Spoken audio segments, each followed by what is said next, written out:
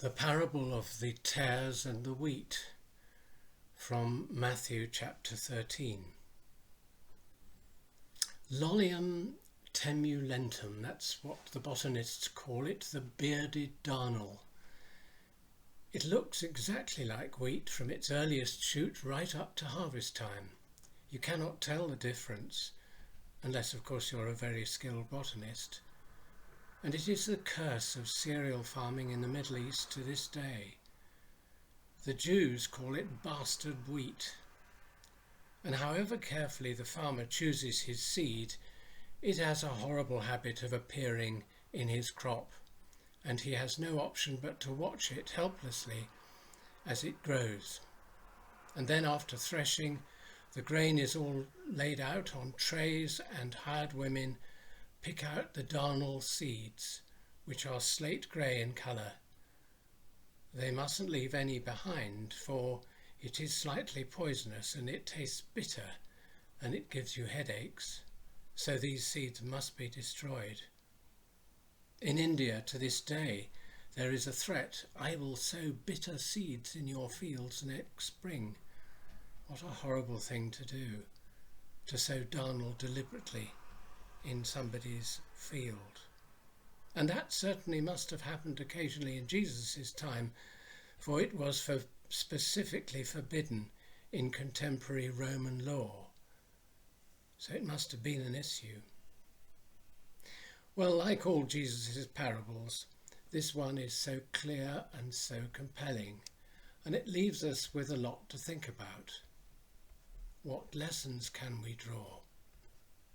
Well, I think there are many, but I've chosen just 3 to look at today.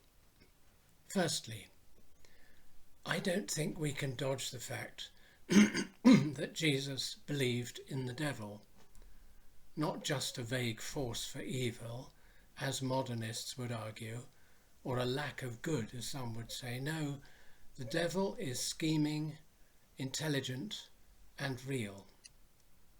Why do I say that?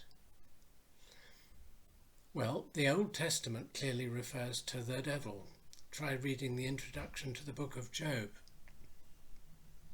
Jesus describes the devil's calculated attack on his integrity at the beginning of his ministry in the 40 days in the wilderness. And when you think of it, Jesus must have described this because he was on his own for that period of time. And then in the New Testament letters, Peter, for example, warns us about the devil like a prowling lion, seeking whom he may devour. I tell you, nothing does the devil want more than to lull you and me into thinking that he doesn't exist, and then he can act by stealth. We are in deadly danger if we're not aware of him.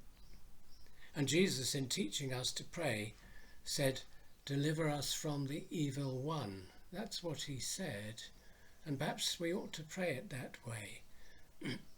Not just because it's what Jesus originally said, but also because it reminds us that the evil one is a definite person, a force, and a person for evil, trying to sow evil in our lives and throttle out the good in our spiritual growth. He does it stealthily, which is why we need to watch out for him.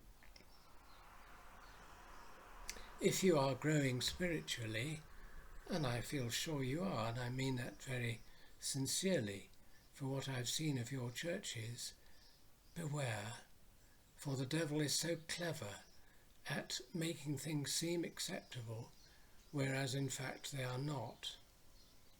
When did you last hear the devil whispering to you? It's only a bit of fun.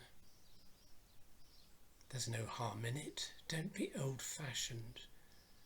You must move with the times, you know, and everyone accepts that now. Oh, you are so intolerant. And then there's another one the devil loves to say, "Did God really say that?"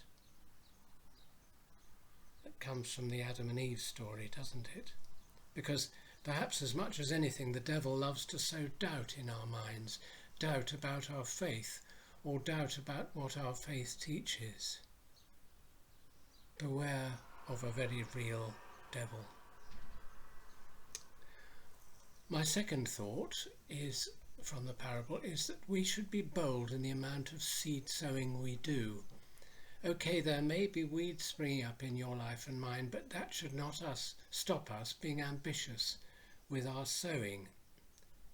Is that not what the parable of the sower is all about? The amazing yield that can result if we dare to be really enthusiastic. Good will thrive and evil will get left behind. That is why Christians boldly built churches on pagan sites, why we celebrate the birth of Christ on the winter solstice, facing down pagan superstition with the light of Christ. Overcome evil with good. My wife is an enthusiastic gardener, filling every square inch of our garden with plants. More and more she loves planting them everywhere. And it's a good principle, for the weeds are not a problem as in the way that they would be in an empty garden. So by the same principle, the devil has more of a problem sowing evil in our lives if they are in any way not filled with good things. You remember the old saying, the devil finds work for idle hands. And then thirdly, and here is a salutary thought, the farmer could not tell the good seed from the darnel while they were growing. He had to wait until the harvest. Is Jesus suggesting, therefore, we should never try to assess the worthiness of another Christian? You just can't tell the difference. It's not up to you, not up to me to try. Churches or denominations which think they are the only true church should read this parable with care. Christians who say somebody's faith is not quite pucker, not quite all it might be, should be very careful. It is not our job to try and root out what we do not agree with. In the parable, the farmer did not allow that because of the damage it might do. Oh, look at the damage Christians have done down the ages by trying to destroy what they didn't agree with. Judge not, says Jesus. I sometimes wonder whether we will be very surprised one day by whom we find in heaven. Now, I know it's unfashionable these days to talk about the day of judgment, but I don't think that we can pretend that Jesus did not mention it, and he certainly implied it in this parable. We picture the seed spread out on a tray as in ancient times, clear for all to see.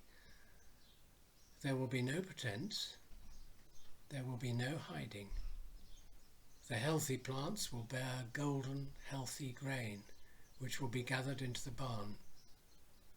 But tragically, there will be the darnel, with its bitter and slightly poisonous seed, which the reapers will reject. Shall we pause for a moment and pray about that? Lord of the harvest, while we have time, help us to sow enthusiastically, thriving in your truth and outgrowing evil, so that we can give a good yield for your glory. Help us to be less judgmental as we seek to do your will.